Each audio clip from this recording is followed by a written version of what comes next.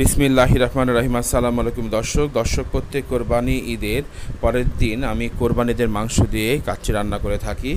তো আজকে আপনাদের সাথে আমি সেই কাচ্চি রান্নার রেসিপিটা শেয়ার করব। আশা করি আপনাদের সবার ভালো লাগবে। তাহলে চলুন শুরু করা যাক কোরবানি ঈদের মাংস দিয়ে কাচ্চি রান্না।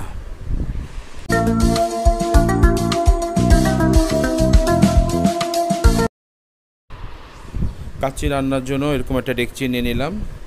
এখন প্রথমে আমি কোরবানির ফ্রেশ গোস্তগুলোকে দিয়ে দিচ্ছি। কাচ্চি রান্নার গোস্তর পিসগুলো কিন্তু একটু বড় হয়, আপনারা সবাই জানেন। তো আমি পিসগুলো নিয়ে নিচ্ছি, কিছু চর্বিযুক্ত পিস নিয়েছি, এগুলিতে কাচ্চি রান্নাটা ভালো হয়। এখন প্রথমেই আমি দিয়ে দিচ্ছি টক দই।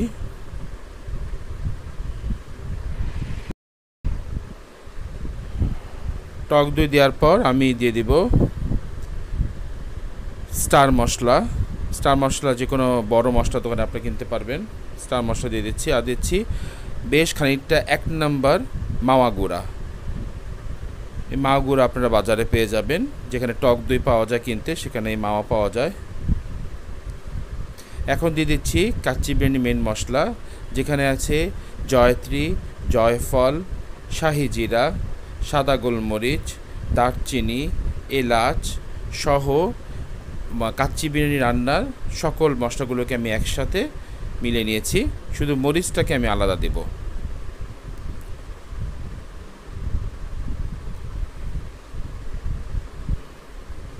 গুঁড়া মরিচ দিয়ে দিচ্ছি আর তেজপাতা। আমি কিন্তু কোনো হলুদ দেব না, কাচ্চি বিরিয়ানিতে হলুদ ইউজ না করাই ভালো, কালারটা নষ্ট হয়ে যায়। দিয়ে দিচ্ছি আদা, রসুন এবং সামান্য কিছু পেঁয়াজ একসাথে বেটে নেওয়া।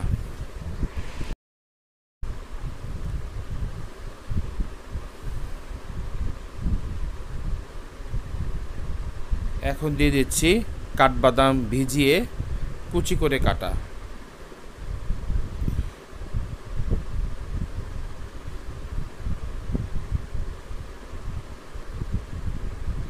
এখন দিয়ে দিচ্ছি পেঁয়াজের বেরেস্তা, বেশ খানিকটা পেঁয়াজের বেরেস্তা, কারণ আমরা বাটা পেঁয়াজ কিন্তু খুব সামান্য দিয়েছি, তাই বেরেস্তাটা বেশি পরিমাণে বাদামি করে ভাজা।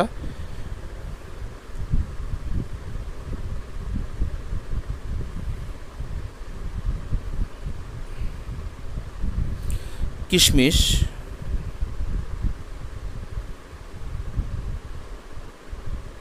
এখন ভালো করে নাড়তে হবে, এটা কিন্তু হাত দিয়ে নাড়তে হবে, এছাড়া কোনো উপায় নেই। মাংসটাকে কিন্তু আমি লবণ পানিতে প্রায় আধা ঘন্টার মতো ভিজে রেখেছিলাম, এতে মাংসটা আপনার সফট হয়ে গেছে। এখন সব মশলা ভালো করে ম্যারিনেট করে আবার ঘন্টাখানিক কিন্তু আমি এটা রেখে দেব।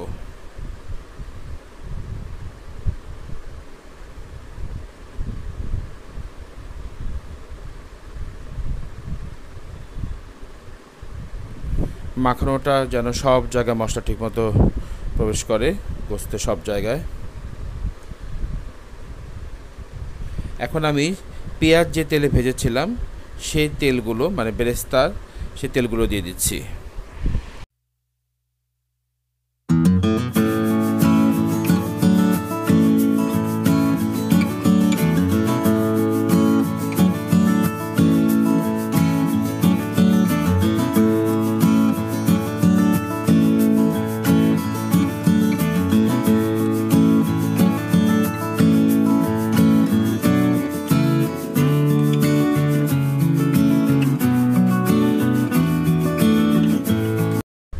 ভালো করে মাখানোর পর এখন দিয়ে দিব পাউডার দুধ আর লবণ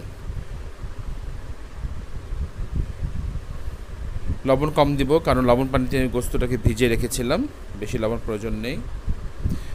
এই গুঁড়ো দুধ কিন্তু পানির সাথে মিশিয়ে আমরা পরে আবার দেব। এখন আবার ভালো করে মেখে নিচ্ছি।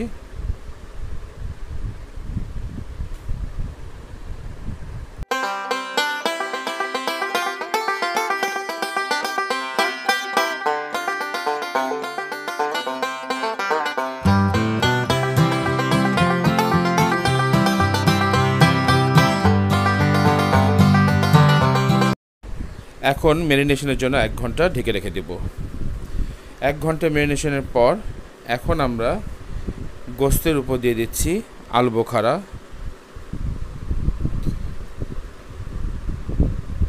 বেশ খানিকটা আলু বোখারা দেব। আর দেখুন আমাদের ডেকচির চারপাশে কিন্তু আমরা আটা গলিয়ে মানে ঢাকনা আটকানোর জন্য আমরা সেটি দিয়েছি। আলু দিয়ে দিচ্ছি, আলুগুলো আগে ভেজে রেখেছি বেরেস্তা করা তেলে। আলুগুলোকে কিন্তু সামান্য জর্দা রং দিয়ে ভেজেছি যেন কালারটা ভালো আসে। এখন উপরে 50% সিদ্ধ করা আমরা রাইসটাকে দিয়ে দিব।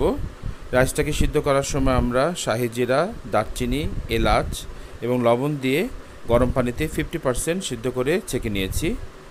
রাইসগুলোকে দিয়ে দিচ্ছি। আমি এখানে বাসমতি চাল ইউজ করেছি, আপনারা নর্মাল চালও ব্যবহার করতে পারেন। ভালো করে সব দিকে ছড়িয়ে দিতে হবে।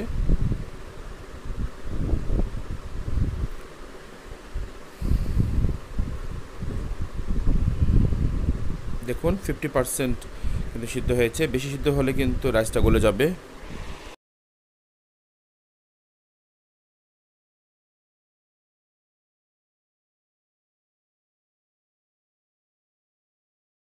ভালো করে চালটাকে ছড়িয়ে দেওয়ার পর দিয়ে দিচ্ছি পাউডার দুধ গলানো।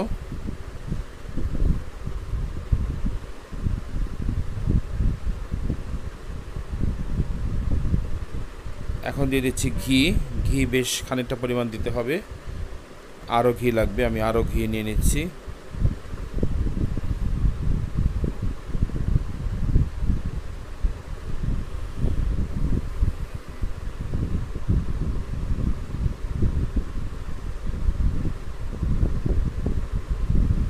এখন আমি ভেতরে কয়েকটা কাঁচামরিচ ঢুকিয়ে দিচ্ছি। এই কাঁচামরিচের ফ্লেভারটা কিন্তু কাচ্চিটাকে আরও মজাদার করবে।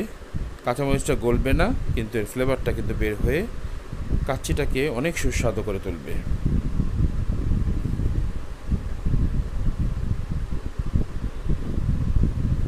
একদম লাস্টে আমি দিয়ে দেবো কেওড়া পানি।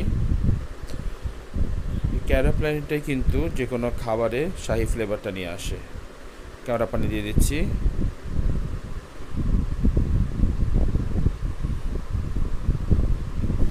এখন আমি ভালো করে ঢাকনা আটকে দেব।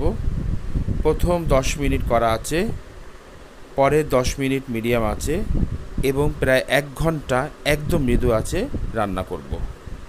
নিচে একটি তাওয়া দিয়ে দিয়েছি, রুটি ভাজার তাওয়া। দেখুন 1.5 ঘন্টা রান্না করার পর আমাদের কাচ্চি এখন সম্পূর্ণ প্রস্তুত। উপরে দেখুন কি সুন্দর ঝরঝরা হয়েছে, একেবারে ঝরঝরা। ভিতরে মাংসগুলো কিন্তু একেবারে আপনার সুসিদ্ধ যাকে বলে সেটা হয়ে গেছে। এমনি কোরবানির গোস্ত একটু আলাদা ফ্লেভারে হয়ে থাকে। দেখুন মাংসগুলো কিন্তু একেবারে প্রায় গলে গেছে, একেবারে সুসিদ্ধ। আর কাচ্চি পরিবেশন করার নিয়ম হচ্ছে নিচ থেকে উঠানোর সময় বেশি নাড়াচাড়া করা যাবে না, একেবারে উঠিয়ে পরিবেশন করতে হবে। আমাদের কাচ্চি রান্না শেষ, এখন পরিবেশন করে ইনশাআল্লাহ আমরা সবাই মিলে কাচ্চিটাকে উপভোগ করব। সবাই ভালো থাকবেন। আসসালামু আলাইকুম।